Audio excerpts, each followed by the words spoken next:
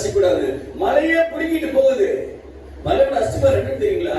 1000 அடி உயரமா இருந்தா 500 அடி அஸ்திவாரம், பாதி கீழே அஸ்திவாரம். சில இடத்துல 1000 அடி 2000 அடி அஸ்திவாரம். அது பிடி போக முடியுமா பாஸ்டர்? ஒரு மலையை அசைக்க முடியுமா? மலையை அசைக்க முடியுமா? ஆனால் வசனம் சொல்லுது, அந்த நாளிலே மலையில் வேற இடத்துக்கு தூக்கி வீசப்படுமாமே. Praise the Lord. Hallelujah. அந்த நாள்ல தான் பூமியின் ராஜாக்கள், ஐஸ்வர்யவான்கள், பெரியவர்கள், அதிகாரிகள், அரசர் முதல் அடிமை முதல் எல்லாரும் மலையில் குகைகளில் ஒரு ஒளி இருப்பாங்க. எப்படி எல்லாம் குகைக்கு போக முடியும்? ஆமென்.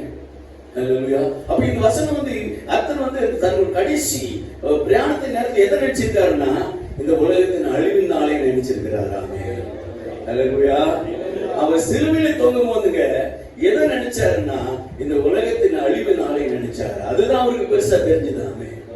Praise the Lord. ஆனா நமக்கு அது பெருசா தெரியல. இந்த நம்ம விட்டுட்டோம் நம்ம. ஆனா அவருக்கு ஒரு மனுஷன் சாகும்போது என்ன சொன்னாங்க? அவர் என்ன சொன்னாங்க? அதான் பேசுவோம். அப்ப அவர் மரிக்கிற நேரத்துல அவருக்குள்ள இருந்ததுன்னா, இந்த உலகம் ஒரு நாள் அழிய போகும். அந்த நேரத்துல என் பிள்ளைகள் நான் போயிடக்கூடாது, என் பிள்ளைக்கு என்னோட வர வேண்டும். அந்த நாளுக்கு நீங்க ஆயத்தமாங்க. அவர் சிலுவையில தொங்குற நாள்ல எதை நினைச்சாரு? தான் திரும்ப வருகிற நாளை நினைச்சாராமே.